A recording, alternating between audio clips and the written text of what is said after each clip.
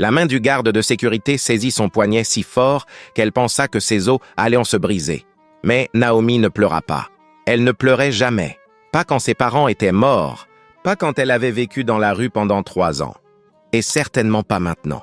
Comment cette belle jeune fille s'était-elle retrouvée sans abri et que volait-elle lors d'un mariage huppé? Regardons cela ensemble.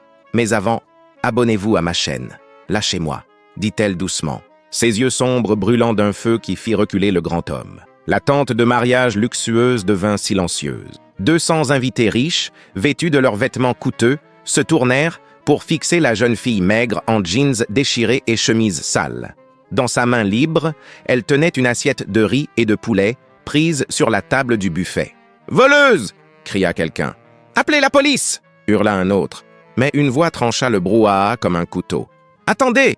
Tout le monde se tourna. Le marié s'avança vers eux. Il était grand et élégant dans son costume blanc impeccable. Il s'appelait Jordan, et c'était censé être le plus beau jour de sa vie. Mais quelque chose dans ses yeux semblait différent. Triste, peut-être, ou en colère. « Lâchez-la !»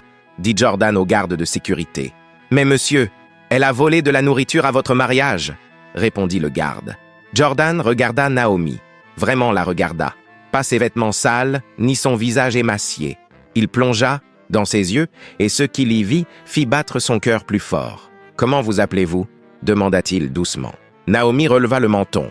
Elle n'avait pas honte. Elle avait faim et avait pris de la nourriture. C'était une question de survie. « Naomi, Naomi » répéta Jordan. Le nom sonnait étrangement sur sa langue, comme s'il l'avait déjà prononcé il y a longtemps. « Quel âge avez-vous » 25 ans. Une femme en robe rose magnifique se fraya un chemin à travers la foule. C'était Esther, la fiancée de Jordan. Son visage était rouge de colère. « Jordan, qu'est-ce que tu fais ? C'est notre jour de mariage. Fais-lui rendre la nourriture et partir. » Mais Jordan ne bougea pas. Il continuait de fixer Naomi. « D'où venez-vous ? Est-ce que ça importe ?» demanda Naomi.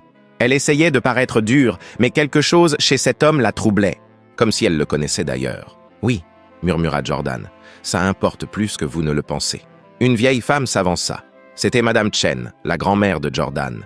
Elle était petite, mais forte, avec des cheveux argentés et des yeux pleins de sagesse. « Jordan, » dit-elle prudemment, « peut-être devrions-nous parler à l'intérieur. »« Non, » répondit Jordan, sa voix plus forte. « Je veux savoir. »« Naomi, vous souvenez-vous de quelque chose de votre enfance avant d'être dans la rue ?» Le cœur de Naomi se mit à battre plus vite. Pourquoi posait-il cette question? « J'ai vécu dans un orphelinat. Mes parents sont morts dans un accident de voiture quand j'avais 7 ans. »« Pourquoi ?» Esther saisit le bras de Jordan. « Jordan, tu me fais peur. Qu'est-ce qui ne va pas chez toi ?» Mais Jordan se dégagea de sa fiancée. Il s'approcha encore plus de Naomi, si près qu'elle pouvait voir. Des larmes commençaient à perler dans ses yeux. « Montrez-moi votre épaule gauche, » dit-il. « Quoi ?» Naomi recula. « S'il vous plaît, juste, s'il vous plaît. » Quelque chose dans sa voix la poussa à obéir. Lentement, Naomi baissa sa chemise. Sur son épaule gauche, il y avait une petite cicatrice, en forme d'étoile. Les jambes de Jordan fléchirent. Il manqua de tomber. « Mon Dieu !» murmura-t-il. « Mon Dieu, c'est toi, Jordan !» Esther cria. « Qu'est-ce qui se passe ?» Madame Chen s'approcha. Ses vieilles mains tremblaient. « Jordan, non, ce n'est pas possible !»« Si, c'est elle !» dit Jordan. Des larmes coulaient sur son visage maintenant. « Grand-mère, regarde-la !» Vraiment. La vieille femme fixa Naomi, ses yeux sombres, la manière dont elle tenait la tête haute, même quand tout le monde était contre elle. La petite cicatrice. « Impossible !» souffla Madame Chen. « Quelqu'un va-t-il me dire ce qui se passe ?» demanda Naomi. Mais sa voix tremblait maintenant, elle aussi. Jordan se tourna vers tous les invités du mariage. Sa voix était forte et claire. « Écoutez tous, j'ai quelque chose à vous dire. Ce mariage, il ne peut pas avoir lieu. »« Quoi ?» hurla Esther. « Parce que, » dit Jordan, regardant droit dans les yeux de Naomi, « cette femme, c'est ma sœur. » La tente explosa de bruit. Les gens hoquetèrent et crièrent. Esther se mit à pleurer, mais Naomi resta figée. « C'est impossible, » dit-elle. « Mon frère est mort dans le même accident que mes parents. On m'a dit qu'il était mort. »« Non, » dit Madame Chen doucement. Elle semblait soudain très vieille. « Jordan, on t'a dit que ta sœur était morte. Et Naomi, on t'a dit que ton frère était mort. Mais vous aviez tous les deux tort. » Jordan s'approcha de Naomi. « Je me souviens de toi. On jouait dans le jardin. Tu avais un petit éléphant en peluche nommé Peanut. Et cette cicatrice sur ton épaule, tu l'as eue en tombant de vélo en essayant de suivre mes amis et moi. La main de Naomi se posa sur son épaule. Son esprit s'emballait. Elle se souvenait d'un éléphant en peluche. Elle se souvenait d'un garçon qui lui ressemblait. Un garçon qui la protégeait toujours. Mais comment? Murmura-t-elle. La voix de Madame Chen était lourde de tristesse. Après l'accident, vous avez tous les deux été grièvement blessés. Jordan a été emmené dans un hôpital, Naomi dans un autre. Les papiers ont été mélangés. Chacun de vous a été informé que l'autre était mort. Jordan est venu vivre avec moi. Naomi? Elle regarda la jeune femme avec douleur dans les yeux. Naomi est allée à l'orphelinat. Vous voulez dire? Dit Naomi lentement. Pendant 18 ans, nous avons tous les deux cru que l'autre était mort? Oui, dit Jordan, sa voix se brisant. Je t'ai pleuré tous les jours, chaque jour. Esther pleurait toujours, mais maintenant elle semblait aussi en colère. C'est insensé. Tu ne peux pas annuler notre mariage juste parce qu'une fille sans abri ressemble à quelqu'un que tu connaissais. Mais Jordan n'écoutait plus Esther. Il regardait sa sœur, sa petite sœur, qui avait vécu dans la rue pendant qu'il vivait dans une grande maison.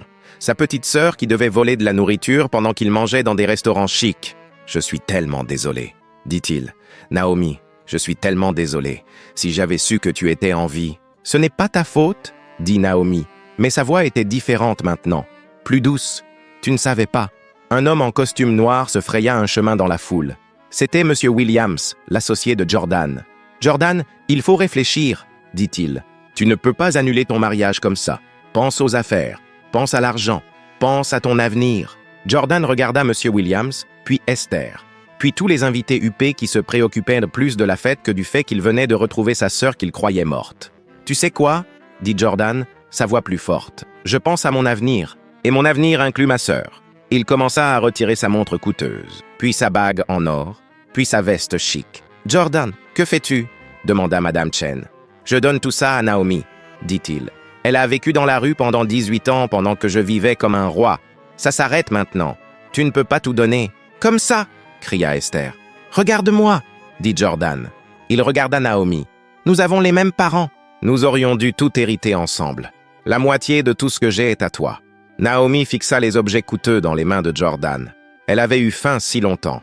Elle avait dormi dans le froid tant de nuits. Ces choses pouvaient changer sa vie. Mais au lieu de les prendre, elle repoussa ses mains. « Je ne veux pas de ton argent, » dit-elle. Tout le monde la fixa. « Quoi ?» demanda Jordan. « J'ai dit que je ne veux pas de ton argent. J'ai survécu 18 ans sans ça.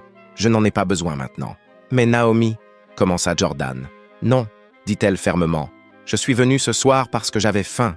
J'ai pris de la nourriture parce que j'avais besoin de manger. Mais je n'ai jamais demandé la charité et je ne commencerai pas maintenant. » Esther cessa de pleurer. Monsieur Williams cessa de parler. Même Madame Chen semblait surprise. « Alors, que veux-tu » demanda Jordan doucement. Naomi regarda son frère. Cet homme qui avait tout alors qu'elle n'avait rien. Cet homme prêt à tout abandonner pour elle. « Je veux savoir si tu es une bonne personne, » dit-elle. « Les riches peuvent être bons ou mauvais. Les pauvres peuvent être bons ou mauvais. L'argent ne fait pas ce que vous êtes. Vos choix, oui. Qu'est-ce que tu veux dire ?» Naomi pointa à Esther. « C'est ta fiancée. Tu étais sur le point de promettre de l'aimer pour toujours, mais tu es prêt à annuler ton mariage pour quelqu'un que tu n'as pas vu depuis 18 ans. Qu'est-ce que ça dit de tes promesses ?» La bouche d'Esther s'ouvrit. « Et vous ?» Naomi pointa à M. Williams. « Vous vous souciez plus des affaires que du fait que Jordan a retrouvé sa famille. Qu'est-ce que ça dit de votre amitié ?» L'homme sembla gêné. « Et vous tous ?» dit-elle à la foule. « Vous étiez prêts à appeler la police pour une personne affamée au lieu de lui donner de la nourriture. Qu'est-ce que ça dit de vos cœurs ?» La tante était maintenant complètement silencieuse. Jordan fixa sa sœur. Cette femme qui n'avait rien mais était plus forte que quiconque qu'il connaissait. « Tu as raison, » dit-il. « Tu as absolument raison. » Il se tourna vers Esther. « Je suis désolé, mais Naomi a raison. J'étais sur le point de te faire des promesses, mais à la première difficulté, je les ai oubliées. Ce n'est pas juste pour toi. » Le visage d'Esther blêmit. « Et Williams, » continua Jordan, « si tu te soucies plus de l'argent que des gens, peut-être qu'on ne devrait pas être partenaires. » Monsieur Williams commença à parler, mais Jordan leva la main. « Ah, mais surtout, » dit Jordan en regardant tous ses invités, « si vous trouvez normal d'appeler la police sur quelqu'un qui prend de la nourriture alors qu'il y en a assez ici pour nourrir 100 personnes, eh bien, peut-être que je ne veux pas de vous à ma fête de toute façon. » Il se tourna vers Naomi. « Tu m'as demandé si je suis une bonne personne. Je ne sais pas, mais je veux l'être. Veux-tu m'aider à apprendre comment ?» Naomi étudia le visage de son frère. Vivre dans la rue lui avait appris à lire les gens. Elle savait quand quelqu'un mentait, quand quelqu'un était dangereux, et quand quelqu'un était sincère. Peut-être, dit-elle doucement. Mais d'abord, tu dois réparer les choses.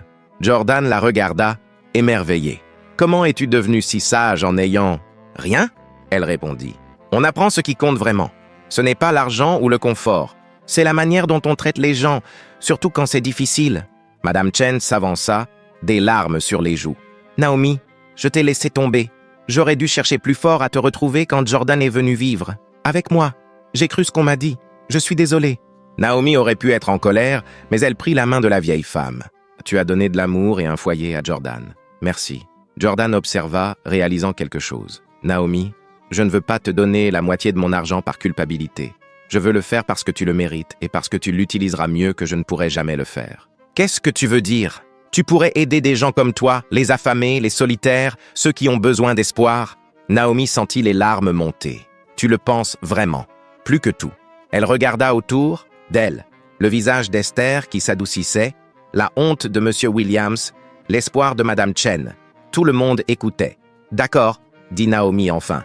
Mais on le fait ensemble et on commence maintenant. Comment? Naomi sourit. Un vrai sourire.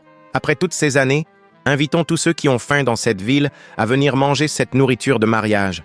Tout, gratuitement. Jordan la fixa. Puis il éclata de rire. Pas parce que c'était drôle, mais parce que c'était parfait. Oui, dit-il. Oui, faisons ça. Esther s'avança. Son maquillage était ruiné par les larmes, mais elle semblait plus calme. Jordan, dit-elle, je suis blessée, confuse, et je ne comprends pas tout ce qui vient de se passer, mais je vois que retrouver Naomi est la chose la plus importante qui te soit jamais arrivée. Et si elle est prête à partager cette nourriture avec des gens affamés, peut-être que je me suis trompée sur le genre de personne qu'elle est. Elle se tourna vers Naomi. Je suis désolée de t'avoir traitée de voleuse. Tu n'avais pas tort, dit Naomi. J'ai volé de la nourriture, mais parfois, les bonnes personnes doivent faire de mauvaises choses pour survivre. Et parfois, les mauvaises situations peuvent mener à de bonnes choses. Jordan regarda sa fiancée, son ancienne fiancée. Esther, je suis désolée de t'avoir blessée, mais Naomi a raison. J'aurais été un mari terrible. Je n'étais pas prêt à faire passer quelqu'un d'autre en premier. Peut-être qu'un jour je le serai, mais pas aujourd'hui. Esther hocha la tête, triste. Peut-être que tu as raison. À mesure que la nouvelle se répandait dans la ville, quelque chose d'incroyable se produisit. Les gens commencèrent à arriver. Pas seulement des affamés, mais des bénévoles. Des gens qui voulaient aider à servir la nourriture. Des gens qui apportèrent de la nourriture de chez eux. Des gens qui voulaient simplement participer à quelque chose de bien. Madame Chen travaillait aux côtés de Naomi, servant du riz à des enfants qui lui rappelaient ses petits-enfants. Esther aidait aussi, même si elle était censée se marier. Monsieur Williams utilisa ses compétences en affaires pour tout organiser. Et Jordan travaillait aux côtés de sa sœur, apprenant ce que signifiait donner sans rien attendre en retour. Au fil de la nuit, Naomi observa son frère. Vraiment l'observa. Elle vit comment il écoutait les histoires des gens, comment il retenait leurs noms, comment il s'assurait que les enfants aient un dessert supplémentaire. Tu sais, lui dit-elle pendant une pause, tu pourrais bien être une bonne personne après tout. Seulement parce que j'ai une bonne enseignante, répondit-il. Ils s'assirent ensemble sur les marches à l'extérieur de la tente, regardant leur ville se rassembler autour de la nourriture et de la bonté. Jordan, dit Naomi doucement, puis-je te demander quelque chose? Tout ce que tu veux. Es-tu triste pour le mariage? Jordan réfléchit longuement. Tu sais ce qui est étrange? Je devrais être triste. C'était censé être le plus beau jour de ma vie. Mais au lieu de ça, c'est vraiment le plus beau jour de ma vie. Juste pas comme je l'avais prévu. Pourquoi? Parce que je t'ai retrouvé. Parce que j'ai appris que tout avoir ne signifie rien si on ne le partage pas avec les bonnes personnes. Et parce que il regarda tous les gens autour d'eux, riches et pauvres, travaillant ensemble. Parce que je comprends enfin ce que signifie vraiment la famille. Naomi posa sa tête sur l'épaule de son frère. Qu'est-ce que ça signifie? Ça signifie qu'on n'abandonne pas les gens, même quand c'est difficile, même quand ça coûte tout, même quand les autres ne comprennent pas. Ils restèrent assis dans un silence calme et confortable, les étoiles apparaissant lentement au-dessus de la tente qui était devenue, de manière inattendue, un lieu de retrouvailles. Autour d'eux, les invités venus pour un mariage partageaient maintenant de la nourriture, des histoires et quelque chose de bien plus précieux, la connexion. Mais au fil de la nuit, alors que la foule commençait à s'éclaircir, Naomi se leva. « Où vas-tu » demanda Jordan, une lueur d'inquiétude dans la voix. « J'ai un endroit où je dois être, » dit-elle doucement. « Quoi? Mais on vient juste de se retrouver. Tu ne peux pas partir maintenant. » Naomi sourit, mais une tristesse se cachait dans ses yeux. « Jordan, me fais-tu confiance? » « Bien sûr que oui. Alors fais-moi confiance quand je dis que je te reverrai bientôt. »« Naomi, s'il te plaît, où vas-tu » Elle regarda son frère, cet homme qui avait renoncé à son mariage, qui lui avait offert la moitié de tout ce qu'il possédait. Cet homme qui, quelques heures plus tôt, s'était souvenu comment être le garçon gentil et doux qu'elle connaissait autrefois. « Je vais voir nos parents, » dit-elle. Jordan se figea. « Qu'est-ce que tu veux dire ?»« Ils sont partis, Naomi. Ils sont morts. »« Je sais, » dit-elle. « Mais il y a quelque chose que je dois leur dire d'abord. Quelque chose que je dois te dire aussi, mais pas encore. Naomi, tu me fais peur. » Elle fouilla dans sa poche et en sortit un morceau de papier plié. Elle le lui tendit soigneusement. « Ne lis pas ça avant demain matin, » dit-elle. « Promets-le-moi. » « Je ne comprends pas. Promets-le-moi, Jordan. » Il hésita, cherchant des réponses sur son visage qu'il ne pouvait pas trouver. « Je promets, » dit-il finalement. Elle sourit, l'embrassa sur le front comme elle le faisait quand ils étaient au petit, et murmura « Merci pour ce soir, pour t'être souvenu de qui tu es, et pour avoir prouvé que la famille compte encore. » Puis elle s'éloigna, disparaissant dans l'obscurité. Le lendemain matin, alors que le soleil se levait sur la skyline de la ville, Jordan s'assit dans son appartement et ouvrit la lettre avec des mains tremblantes. « Cher Jordan, au moment où tu liras ceci, je serai partie. Pas morte, mais partie de la vie que nous venons de redécouvrir. Je veux que tu saches que cette nuit n'était pas un accident. Je ne suis pas tombée sur ton mariage par hasard. Je t'observais depuis des mois. Il y a 3 mois, je t'ai vu dans un café. Tu semblais si familier. Je t'ai suivi. J'ai trouvé ton nom de famille, ta date de naissance, ta grand-mère, et j'ai réalisé qui tu étais. Mon frère. J'aurais pu simplement appeler, frapper à ta porte, mais je devais savoir quel genre d'homme tu étais devenu. L'argent t'avait-il changé? Je t'ai observé, et ce que j'ai vu m'a fait mal. Tu passais devant des sans-abri sans les regarder. Tu jetais de la nourriture pendant que d'autres avaient faim. Tu traitais Esther comme un trophée. Tu faisais des affaires qui écrasaient les petites entreprises. Tu n'étais pas le Jordan dont je me souvenais. Alors je t'ai testé. J'ai volé à ton mariage. Si tu m'avais fait arrêter, j'aurais su que mon frère était perdu. Mais tu m'as reconnu. Tu m'as donné une chance. Et comme ça, le frère que j'aimais est revenu à la vie. Je pars maintenant. Pas parce que je ne t'aime pas, mais parce que tu as des choses à réparer. Madame Chen, ton entreprise, ton cœur. Mais Jordan, je suis fier de toi. Prends soin d'eux. Et peut-être qu'un jour nous nous reverrons. Ta sœur Naomi. PS. Vérifie ton compte bancaire. Je ne voulais pas de ton argent, mais je n'ai jamais dit que je ne le prendrais pas. Appelle ça des intérêts sur 18 anniversaires manqués. Utilise-le bien. Jordan fixa la lettre, puis saisit son téléphone. « Monsieur Chen, » dit le banquier. « Oui, un gros retrait a été effectué hier soir, autorisé par vos identifiants privés. Le montant était important. Combien? 2 millions de dollars, monsieur. » Jordan raccrocha et éclata de rire, puis de larmes, puis de rire à nouveau. Naomi lui avait volé quelque chose après tout. Mais assis dans son appartement de luxe, il se sentait plus riche que jamais, car il comprenait maintenant que les meilleures choses de la vie ne peuvent pas être volées. Elles doivent être données. Et quelque part, là dehors, Naomi donnait. Un repas volé, un mot gentil, un acte d'amour défiant à la fois. Ce qui hantait Jordan et qui façonnerait le reste de sa vie était une question simple. Quand la reverrait-il?